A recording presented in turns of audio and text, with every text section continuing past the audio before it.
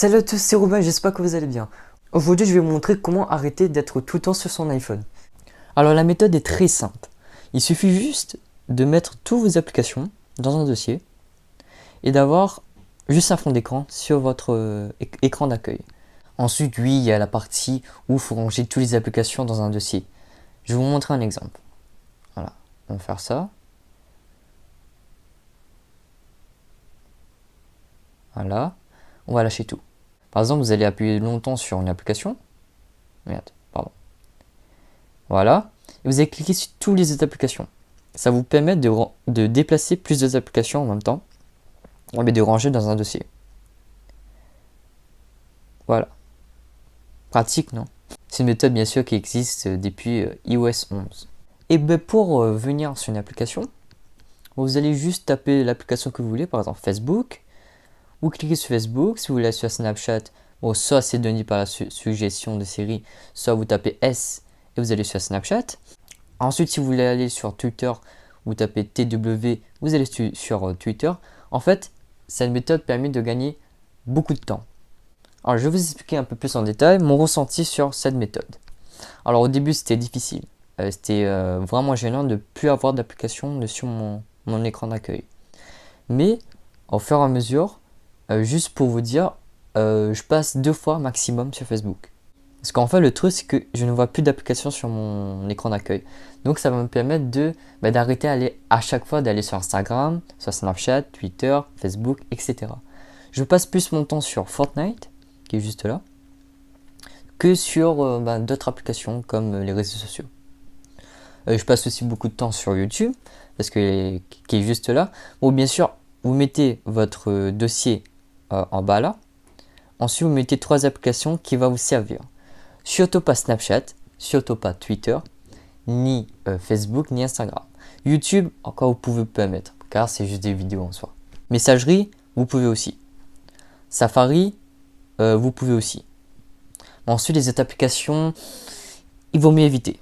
Ensuite, sur la première page, vous devez éviter de mettre tous vos réseaux sociaux. Par exemple, j'ai mis presque tous mes réseaux sociaux sur la deuxième page. Comme ça, je ne les vois pas. Car si je mets en fait Snapchat, Instagram, Facebook sur la première page, je vais les voir ici. Et donc, je serai tenté de cliquer dessus. Et là, en fait, je suis tenté à cliquer sur rien en fait. C'est ça le truc. Donc, juste pour vous dire que je passe 1 à 2 fois maximum par jour sur Facebook. Mais vraiment maximum. Hein.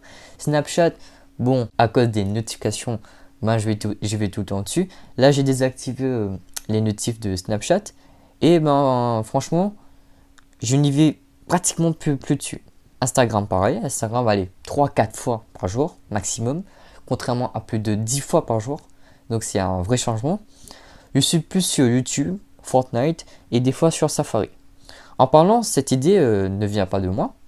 Il vient de cet homme qui est anglais. Et vous pouvez traduire grâce à une application que j'avais déjà montrée sur une vidéo YouTube. Donc, on va la traduire. Et en fait, cet homme a donné l'idée d'être moins dépendant. En fait, le principe, c'est que vous êtes moins sur vos réseaux sociaux et que quand vous voulez aller sur une application, c'est voulu. C'est pas parce qu'il y a une application là que vous allez cliquer dessus. Il y a aussi un cycle vicieux qui fait que chaque fois que vous allez voir une icône ou bien juste une application, votre doigt va automatiquement aller dessus. Et là, contrairement à là, il n'y a aucune application où vous allez cliquer sur rien en fait. Et c'est ça le truc. Et si vous voulez aller sur une application, vous allez dans Spotlight, un truc qu'on n'utilise quasiment jamais, et vous tapez l'application que vous voulez. Il suffit juste de taper une lettre, par exemple F, vous allez sur Facebook, ou encore Fortnite. C'est comme vous voulez. Donc c'est vraiment un gain de temps déjà pour ouvrir une application, au lieu de chercher à chaque fois où est l'application. Et aussi, quand vous allez sur une application, c'est voulu. C'est pas juste parce qu'il y a une application qui est juste sur l'écran d'accueil que votre doigt va aller automatiquement dessus. Donc c'est vraiment un gain de temps, je trouve. Je trouve que je suis moins dépendant de mon iPhone. Et quand j'y vais sur une application, c'est vraiment voulu. Alors après, je vous conseille de désactiver les notifs. Donc on va aller sur Réglages. De désactiver vos notifications. Par exemple, les réseaux sociaux. Comme Facebook, désactiver. Instagram, désactiver. Messages et Messenger, pour ma part, J'ai pas envie de désactiver car généralement c'est des trucs importants. Ensuite, Snapchat, il est où Snapchat? Désactiver. Ça, c'est un conseil, bien sûr, si vous voulez être beaucoup moins dépendant de votre iPhone. Je sais pas pour les iPhones. Après, pour Android, la méthode sera pas la même. Après, voilà, c'est mon ressenti après 2 semaines. Le premier jour, c'était un petit peu difficile.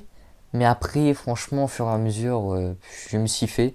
Et franchement, je trouve plus rapide d'ouvrir une application grâce à la recherche, qui est Spotlight. Un truc qu'on n'utilise jamais. Donc, je vous conseille d'aller sur le site et de traduire le site en français. Et de lire pour que vous compreniez un peu le principe. Et franchement, je trouve que cette méthode-là marche très très très bien. C'est un truc de ouf. Alors, comme vous l'avez vu, c'est une méthode très simple, mais après, il faut avoir le courage de franchir le pas. Donc, c'est à vous de choisir si vous voulez être moins dépendant de votre iPhone ou toujours être sur votre iPhone. J'espère que la vidéo vous a plu. C'était Robin. Ciao, ciao.